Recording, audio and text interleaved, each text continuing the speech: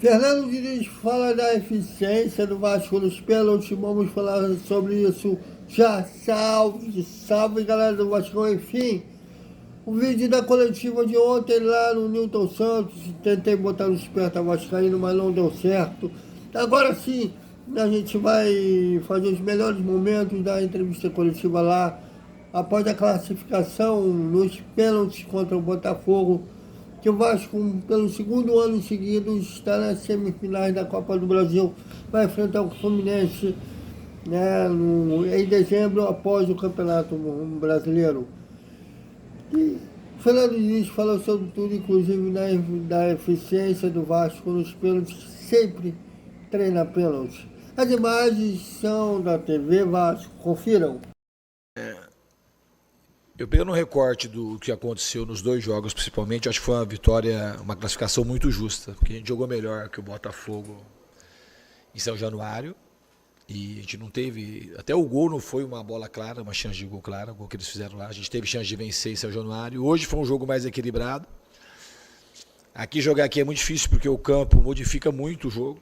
É um campo, ele já é mais rápido por natureza e eles encharcam muito o campo para começar o jogo e depois do segundo tempo. Então ele ganha outra dinâmica. Então o time foi inteligente para poder tirar um pouco da velocidade do jogo, principalmente nos minutos iniciais dos dois tempos. E aí eu concordo que dos 25 minutos do segundo tempo para frente, a gente estava muito mais perto de fazer o gol do que o Botafogo. Mas o importante foi que a gente foi para os pênaltis, coisa que a gente treina sempre. A gente treinou muito pênalti, os caras não bateram o pênalti só por conta de casualidade. Eu sempre treino a minha vida inteira, qualquer adversário, quando tem a mínima chance de ter disputa, a gente treina pênalti. E todos os jogadores treinam. Então foi uma vitória do trabalho de todo mundo, de muita gente. Todo mundo se doou muito aí do departamento médico para que o Tietê pudesse ter a chance de jogar. Infelizmente ele sentiu de novo, e do Paulo Henrique recuperar. O Puma, que veio direto da seleção, foi muito importante hoje também. E o Vasco é isso, é um trabalho de muitas mãos, do presidente, que passa por muita gente no CT e chega no torcedor, que é um torcedor muito diferente. Um patrimônio nosso, muito bom ver a torcida feliz do Vasco. E quem mais merece isso, acho que é a torcida. Então, a escolha do Matheus França, se a gente não colocar o Matheus para jogar, ele não vai ganhar ritmo nunca também, né? Mas ele é o jogador da posição do Coutinho. E é o que está treinando para aquela posição, que foi contratado para jogar. Obviamente, podia ter colocado, fazer um outro tipo de alteração, mas eu achei que o Matheus, pelo que ele produziu nos treinamentos, pela expectativa que a gente tem nele, pelo jogador que eu aposto muito que ele vai ser, que foi uma contratação que a gente tem muita convicção na contratação do Matheus. E ele ganhando mais condição física, ele vai produzir bastante. É um jogador que, 2 anos que ele está no Crystal Palace, ele tem uma minutagem muito pequena. Então é natural que ele sinta um pouco nesse reinício dele de retomar com mais minutagem, dele não sentir um pouco mais travado. Meio natural isso. Mas ele deu a contribuição dele, teve muita personalidade para bater o pênalti. E a outra pergunta, qual era? E o Robert Renan chegou antes do Matheus e tem treinado, esse já é um jogador que eu conheço há muito tempo. Todo mundo dizia para ele que ele devia jogar comigo e todo mundo também dizia para mim que ele devia jogar comigo. Então é meio que as características que o Robert Renan tem muito a ver com aquilo que eu penso de futebol. E além disso, ele como pessoa, eu conheço um pouco da família dele. E como pessoa é um jogador que eu sempre quis trabalhar. Eu acho que eu tenho coisas a oferecer para o Robert. É só o início da nossa história.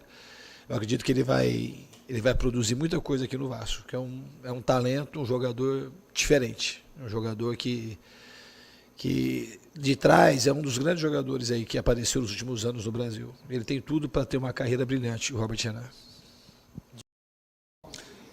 Não sei se vai ser uma virada de chave ou não. Eu acho que a virada de chave, acho que ela já está acontecendo. A gente tem feito jogos muito bons. A gente teve um decréscimo de performance no jogo do Juventude e no jogo do Corinthians, mas fora isso o time vinha performando bem. Aí fez um jogo bom contra o Botafogo, tinha feito aquela partida histórica contra o Santos, que a gente acabou acabou sendo penalizado,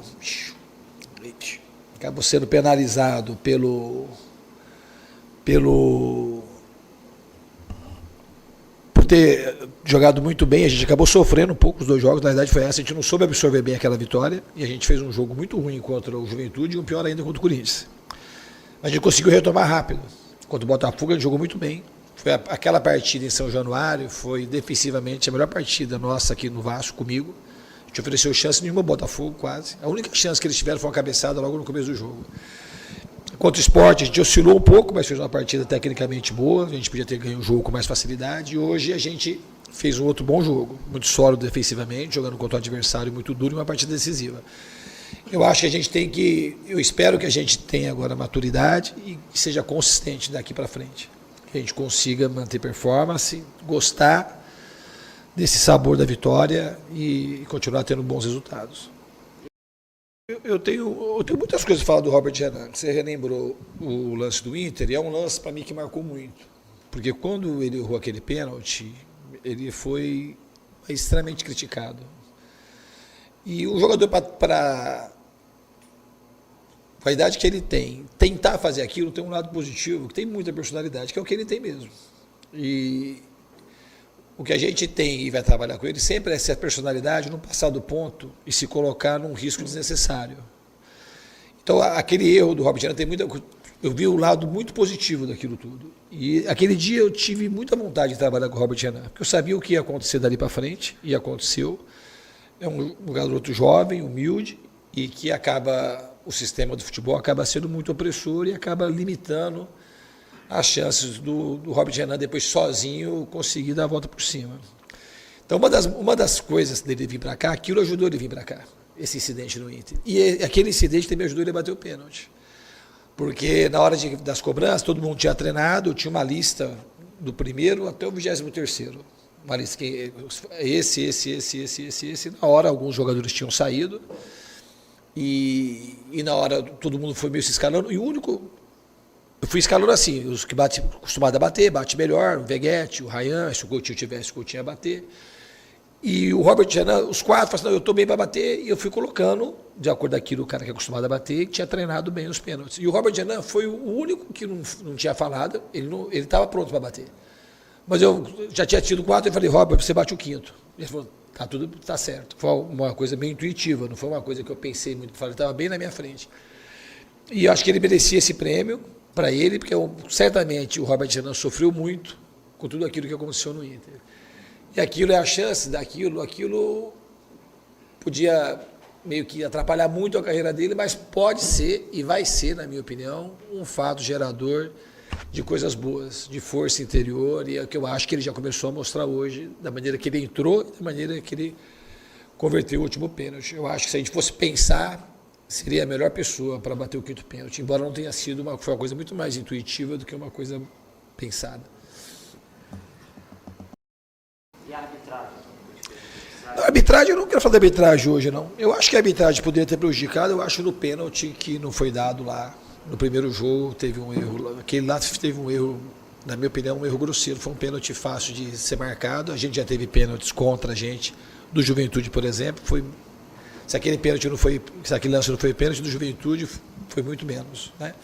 Mas hoje eu acho que a arbitragem, eu não vi que ela interferir em nada no resultado do jogo. Não, o Piton, os dois preocupam para o jogo, porque o jogador quando tem que sair do jogo, é porque preocupa para o jogo seguinte. O Piton teve um entorse tornozelo, o tornozelo está bastante inchado e dolorido, e o jogo é muito próximo. E o Tietê também não deve jogar, ele saiu, a gente acelerou, o departamento médico fez um trabalho incrível para tentar recuperá-lo, ele estava se sentindo bem nos treinamentos, e o Tietê nunca tinha tido lesão muscular na carreira. Então, do feeling de poder devolver os feedbacks para o departamento médico, ele é um pouco difícil no caso do Tietê. E a gente foi todo mundo junto, tentando fazer o melhor, sempre junto com o Tietê. A gente arriscou e, infelizmente, ele sentiu. Então, para o jogo... Eles são na mesma região. Sentiu a mesma lesão. Para o jogo do Ceará, o Tietê não deve estar em condição de jogar. O Puma já tinha feito um jogo muito bom contra o Atlético Mineiro. Fez uma partida muito boa, na minha opinião, e tem treinado muito bem. O critério foi que eu achei que, para o time, o Puma é um jogador que eu gosto. Um jogador que tem características muito importantes. Acho ele um jogador de nível muito alto. Ele é um jogador forte, ele é um jogador grande, ele é um jogador técnico, ele é um jogador que chega muito bem ao ataque. E dizem aí as más línguas que ele é um cara de deficiência na marcação. Isso às vezes se confirma, mas é uma coisa totalmente corrigível. Porque pelas valências físicas que ele tem, pelo gosto que ele tem de jogar futebol, a parte que ele é mais deficiente, ela é mais fácil de ser corrigida. E esse está sendo o meu trabalho com o Puma. Acho que ele fez uma partida defensiva hoje muito interessante. Não sofremos nada lá. Claro que o Nuno Moreira hoje fez uma partida brilhante na parte tática. Além de fazer o gol, ele foi o cara que mais se dedicou, que ele ficou ali praticamente de auxiliar de lateral, que era uma maneira que a gente tinha de poder travar o Botafogo, que ele era muito forte daquele lado ali. E o Puma entrou e foi muito bem na marcação e foi muito bem no ataque também. Então ele fez uma partida muito boa, mas não foi uma aposta. No fundo, ele tem treinado, o Vitor também tem treinado, e eu achei, tanto no jogo do Atlético como hoje, que o Puma encaixaria melhor pro time nesse momento. É isso, galera, como eu disse, as semifinais, né, que deve ser lá para o dia 10 de dezembro, será apenas após o fim do Campeonato Brasileiro. Então dá para agora focar bem no Brasileirão, tentar quanto antes chegar nesses 45 pontos e ambicionar coisas maiores também via Campeonato Brasileiro. Então é isso, galera. Até uma boa noite com o resumo da sexta-feira do Vasco. Até mais.